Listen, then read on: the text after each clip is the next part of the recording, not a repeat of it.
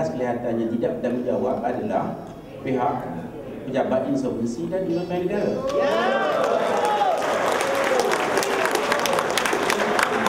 Sebenarnya sesiapa yang ada pengalaman dengan pejabat insolvensi, saya rasa boleh kongsi. Bercakap dengan pejabat insolvensi ni macam bercakap dengan dinding lagi baik. Saya dapat banyak aduan bila orang pergi ke pejabat insolvensi ni, bila nak mengadu ke mengadu, kata ni bukan tempat mengadu, bukan tempat mengadu. Sebenarnya lebih baik saya cadangkan kita pasang recorder saja di pejabat insolvensi ni, supaya bila kita tanya dia jawab tidak ataupun hubung kakak tua, lagi baik. Saya rasa sebenarnya ada poin yang saya betul kan, apa yang disebut oleh Dr. Safri tadi. Sebenarnya saya pernah melalui. Jadi saya ada autoriti untuk bercakap.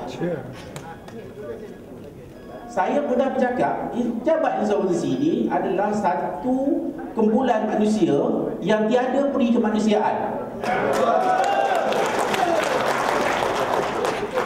Yang tidak nak tahu, tapi bukan semua lah, tapi kebanyakannya memang macam kerasnya hatinya, seolah-olah hati orang yang tidak mempunyai perasaan langsung.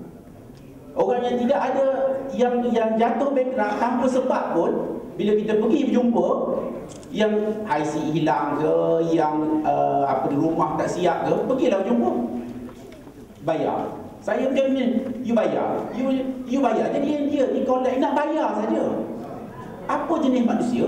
Polisi, kalau kita lihat perlembagaan negara, ya, Islam adalah agama persekutuan yang mana kita harus mengikut prinsip sedemikian. Apakah prinsip orang berhutang dalam Islam? Adakah ditekan sehingga kita tak tempat lagi nak lari? Sehingga ada orang yang bankrupt terpaksa meminjam pada Along untuk mengelak dipenjarakan. Sekarang ini, untuk maklumat tuan-tuan dan puan-puan sekalian, insolvensi memenjarakan orang yang tidak bayar. Ini gila, saya tak faham.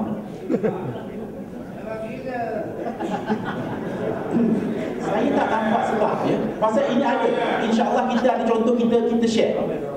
Cuba bayangkan apa jenis undang-undang di negara ini yang seharusnya mesra pengguna, mesra rakyat, tapi bila tiba di situ tidak ada.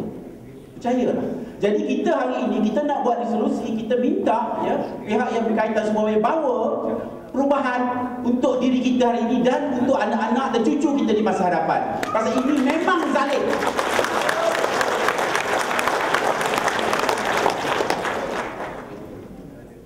Saya melihat charter, semalam saya tengok pejabat Allah ni balik dari tadi ya. Bila dia tidak dapat membayar oleh kerana hilang IC ke, rumah tak siap ke, penipuan juga. Tapi bila turun kepada insolvensi, dia masih dipaksa membayar. Dan insolvensi sekarang ni mengutip duit bagi pihak yang menipu. Jadi apa benda yang rasional? Tidak ada. Saya tidak nampak satu rasional pun. Along. Kalah Along. Pasal Along tak boleh penjarakan orang. Jadi kita kena bersatu hati. Dalam 200,000 orang ni ramai sebenarnya. Cukup ramai. Dan berbagai-bagai cerita ni macam-macam. Tapi kita di Persatuan Pengguna Islam, kita bukannya nak galak orang tidak bayar hutang. Hutang memang kena bayar. Ya, Kata Izzat kan? Sebagai peniaga memang kita nak bayar. Tetapi kalau kita ikat tangan, ikat kaki, ikat tutup pintu, freeze account, apa benda nak bayar ke mana?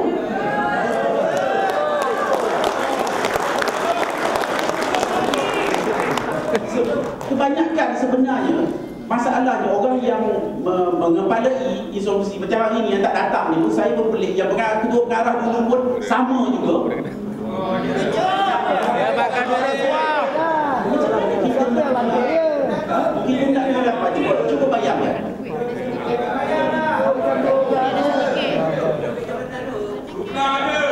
Bukan orang lain. Kalau saya dah suruh ubah je. Betul.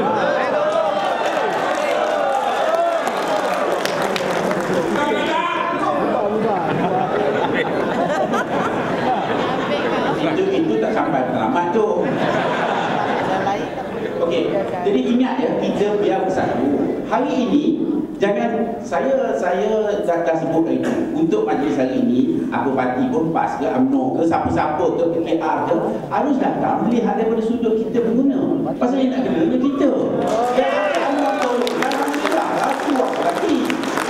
Ya, cukup ini untuk diri kita. Pasal seorang yang melalui kalau ada masa saya akan kongsi macam mana pengalaman bankrupt ni.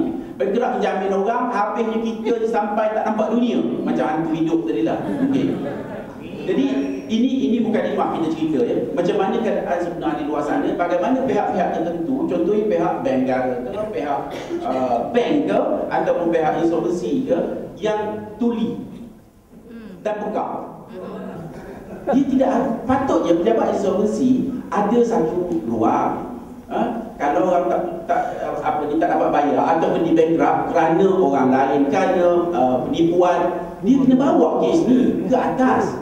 Maknanya ada golongan tertentu yang ditipu, yang tidak seharusnya dibankruptkan. Ada pembela ini memang tuli betul, tak ada. Dia buat kerja ni mengalahkan komputer. Jadi kita lihat perkara ini merosakkan negara sebenarnya. Kalau 250,000 orang ni lapor keluarga, masalah macam kita sebut tadi, daripada masalah yang mungkin kita terlupa nak sebut, impak di bankruptcy itu kepada keluarga kita. Berapa banyak keluarga yang pecah belah, berapa banyak keluarga yang bercerai, yang anak-anak menjadi rosak dan menjadi masalah pada masyarakat kemudian, yang menghantui masalah bukan generasi pertama, maknanya anak dia mungkin bermasalah. Bila ada masalah dia akan pergi ke jumpa dengan kumpulan-kumpulan tertentu yang akhirnya menjadi masalah, kadang-kadang mencurilah, berompak, akhirnya begitu. Jadi kita perlu melihat isu bankruptcy ni bukan daripada sudut collection berapa duit dia nak collect saja. Dan tetapi kita perlu lihat daripada impak sebenarnya, impak akhiratnya, daripada segi masyarakatnya, daripada segi keluarga. Berbagai-bagai impak ini kita tengok hari ini, kita mungkin lihat seorang perempuan, apa asal perempuan itu sebenarnya? Pasal apa dia perempuan? Jadi ini antara isu-isu yang kita perlu lihat ya. Dan kita perlu orang-orang yang mempunyai hati dan perut untuk membela ataupun memulihkan kita. Seharusnya pejabat insolvensi mempunyai satu test untuk rehabilitation untuk orang keluar. Ada ketujuannya terus nak menjadikan orang bankrupt, benarkan sampai sudah, ataupun macam di penjara. Kalau kita di penjara, sebelum keluar dia bagi rehab mungkin setahun ke, untuk kita mungkin nak jual burger ke, nak buat restoran, dia bagi peluang. Tapi dalam rehab ni kalau dah 30 tahun ke 30 tahun, hukuman mati pun dipendekkan. Tapi hukuman bankruptcy juga. Bagi pengguna yang ingin mengemukakan sebarang aduan, sila hubungi alamat dan nombor telefon yang tertera.